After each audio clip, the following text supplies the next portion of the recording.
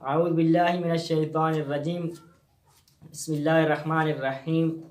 मोहतरम नाज़रीन, मेरा आज का मौजू है मुर्दार के गोश्त के नुकसानात। खुदावंद आलम ने मुर्दार के गोश्त को हराम करार दिया है और कुरान में 4 मरतबा इसकी हुर्मत का ज़िक्र हुआ है। एक मकामात में से खुदावंद आलम का इरशाद है कि इन्नमा हर्रमा अलैकुमुल मैतता वदमा वलहमल खिंजीर वमा उहिल्ला बिही लिगैरिल्लाह, कि बेशक उसने तुम पर मुर्दार को हराम करार दिया है और खून को हराम करार दिया है और सूर के गोश्त को हराम करार दिया है और उसको हराम करार दिया है जिस पे अल्लाह का नाम लेकर ज़िबा ना किया गया हो। तो यहाँ पे जो हमारा मौजू है वो मुर्दार का गोश्त है कि खुदावंद आलम ने जो चीज़ें हमारे लिए हराम करार दी हैं वो चीज़ें हमारे लिए नुकसान का सबब हैं, इस वजह से हराम करार दी हैं। और ये इशारा अहादीस में भी मिलता है और जदीद मेडिकल भी इसको साबित कर चुकी है कि मुर्दार का गोश्त नुकसान का सबब होता है, बीमारियों का सबब होता है। इमाम सादिक अलैहिस्सलातु वस्सलाम का इरशाद है, अम्मल मैततु फ़इन्नहु ला युद्मनु अहदुन इल्ला ज़अफ़ा बदनहु व नहला जिस्मुहु व ज़हबा क़ुव्वतुहु। और जो मुर्दार है, जो मुर्दार का गोश्त है, इसको कोई तसलसल से नहीं खाता है मगर ये कि उसका बदन कमज़ोर हो जाता है, उसका जिस्म कमज़ोर हो जाता है और उसके जिस्म की, उसके बदन की कुव्वत ख़त्म हो जाती है। और जो उसको नुकसान होता है, मनक़तअ नस्लुहु, उसकी नस्ल मुनक़ते हो जाती है, उसकी नस्ल ख़त्म हो जाती है। वला यमूतु आक़िलुल मैतते इल्ला फ़जअतन, और जो मुर्दार खाने वाला है वो मर्ग नंगहानी से मरता है, अचानक उसको मौत आती है। इस तरह एक और जगह पे किसी ने पूछा इमाम अलैहिस्सलाम से कि फलमैततु लिमा हर्रमहा, कि मुर्दे को क्यों, मुर्दार को क्यों हराम करार दिया गया है। काला सल्लल्लाहु अलैहि, इमाम अलैहिस्सलातु वस्सलाम ने फरमाया, फ़र्क़न बैनहा व बैन मा युज़करु अलैहि इस्मुल्लाह, ताकि पता चलता रहे, ताकि फ़र्क मालूम होता रहे उसके दरमियान, यानी मुर्दार के दरमियान और उसके दरमियान के जिसके ऊपर अल्लाह का नाम लिया गया हो। इस तरह बाद में फरमाया कि वलमैततो क़द जमदा फ़ीहा दमु, कि इसमें क्या हो जाता है, खून मुंजमद हो जाता है, मुर्दार के अंदर खून जमा हो जाता है और मुंजमद हो जाता है, जम जाता है। व तराजा इला बदनहा, और बदन की तरफ लौट जाता है, वापस चला जाता है। फलहमुहा सकीलुन गैर मरईन, और इसका जो गोश्त होता है वो सकील और संगीन होता है, इसको हज़म करना मुश्किल होता है और ये नागवार होता है खाने के लिए। क्यों? लिअन्नहा युअकलु लहमुहा बिदमिहा, क्योंकि इसमें क्या होता है, इसमें गोश्त को खून के साथ खाया जा रहा होता है, इस वजह से ये क्या होता है, संगीन और सकील होता है इसका हज़म करना।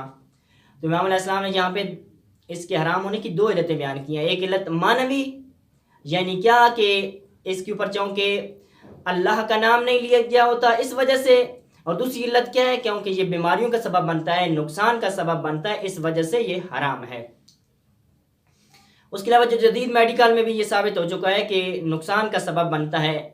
मिसाल के तौर पे बदन के अंदर जो ग्लोबुल, वाइट ग्लोबुल होते हैं वो क्या करते रहते हैं, जरासीम के ख़िलाफ़ दिफा करते रहते हैं, मैक्रोब के ख़िलाफ़, बैक्टीरियाज के ख़िलाफ़ दिफा करते रहते हैं। लेकिन जब एक जानवर मर जाता है तो ये भी क्या हो जाते हैं, ये भी मुर्दा हो जाते हैं और इनकी तासीर क्या हो जाती है, ख़त्म हो जाती है।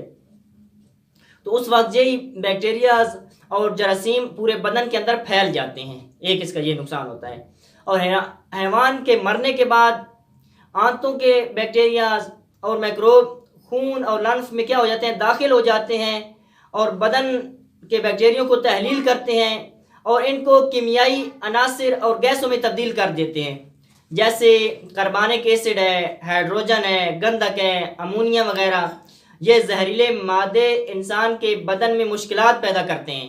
यानी अगर इसको कोई खाए तो इंसान के बदन के अंदर क्या करते हैं, मुश्किलात पैदा करते हैं। मिसाल के तौर पे क्या होता है, इसकी वजह से मैदे में सोजन वगैरह, आंतों में सोजन वगैरह होती है, उल्टी वगैरह का सबब बनते हैं।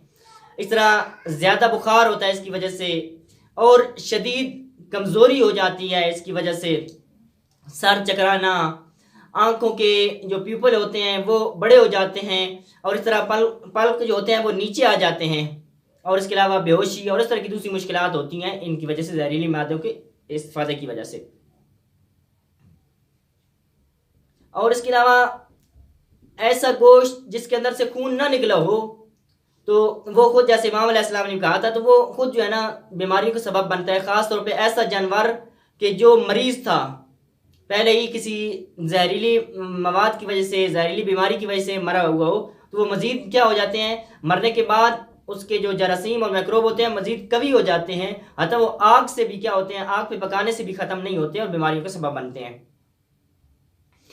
इस तरह जो एक और मुश्किल है उसमें मुर्दार के गोश्त में, और ये साबित हो चुका है कि जो जानवर बुलंदी से गिरते हैं या गला घुटने की वजह से मरते हैं तो वो उस वक्त उनको क्या होता है, स्ट्रेस होता है। उसके अलावा उनके दिल की धड़कन तेज़ होती है, और लैक्टिक एसिड जो होता है वो आज़ाद हो जाता है, जिसकी वजह से उनके अज़लात सख्त हो जाते हैं और उनका गोश्त खाना संगीन हो जाता है और वो हज़म जल्दी नहीं होता, ख़ास तौर पे वो जानवर जो आलूदा होता है। इस तरह ऐसे हैवान जिनको दरिंदे वगैरह खाते हैं, यानी दरिंदों की वजह से वो मरा हो, तो उनके अंदर वो जो दरिंदे के अंदर जरासीम होते हैं वो भी उनके लुआब के, दरिंदे के लुआब के ज़रिए से उनमें मुंतकिल हो जाते हैं। मिसाल के तौर पे कुत्ते या जो है ना लूमड़ की वजह से या जो है चीते की वजह से जो हारी बीमारी होती है वो क्या हो जाती है, मुंतकिल हो जाती है उस मुर्दार की वजह से। इस तरह एक और जो मुश्किल होती है वो क्या है कि जब उसका गला घोटा जाता है, यानी उसको ज़बह नहीं किया जाता बल्कि गला दबा के उसको मारा जाता है, तो उस वक्त उसकी ऑक्सीजन उसको फेफड़ों तक नहीं पहुंचती और कार्बन डाइऑक्साइड उसके बदन के अंदर जो होती है वो फैल जाती है और वो जहरीले मवाद की शक्ल इख्तियार कर लेता है उसका गोश्त, और वो बीमारियों का सबब बनता है। और क्या उसका गोश्त मसमूम हो जाता है एक तरह का। उसके अलावा मज़ीद जो देखा गया है वो क्या कि जहाँ पे मैदान जंग होता है और वहाँ पे अक्सर मुर्दार पड़े होते हैं ज़मीन पे, तो वहाँ पे अक्सर वबा फैलती है, वो भी इसी मुर्दार की वजह से और मुर्दार के गोश्त की वजह से। अतः जो है ना बाज़ डॉक्टरों ने यहाँ तक भी कहा है कि जो मुर्दार के बदन को मस करने से पार्किंसन बीमारी आती है, वो ये सबब बनती है, मुर्दार के बदन को मस करना। उसके अलावा और इसके नुकसानात हैं, तो हमें चाहिए कि हम इनके फ़लसफ़े को समझें और फ़लसफ़े को समझते हुए इन चीज़ों के ऊपर जो है ना, इन मसलन अगर हराम है तो उससे परहेज़ करें, एक चीज़ वाजिब है तो उसके ऊपर अमल करें। और वाकई ये दीन बहुत खूबसूरत है कि जिसके पीछे फ़लसफ़ा पोशीदा है और मसलत के तहत है। जो चीज़ जिसमें मसलत होती है वो हमारे लिए वाजिब या मुस्तहब होती है, जिसमें मफसदा होता है, जो नुकसान का सबब होती है, वो हमारे लिए हराम या मकरूह हो जाती है। तो परवरदिगार आलम से दुआ है कि परवरदिगार आला हमें इल्म के साथ अमल और अमाल को इखलास के साथ बजा लाने की तौफीक अता फरमा। अल्लाहुम्मा सल्लि अला मुहम्मदिन व आलि मुहम्मद।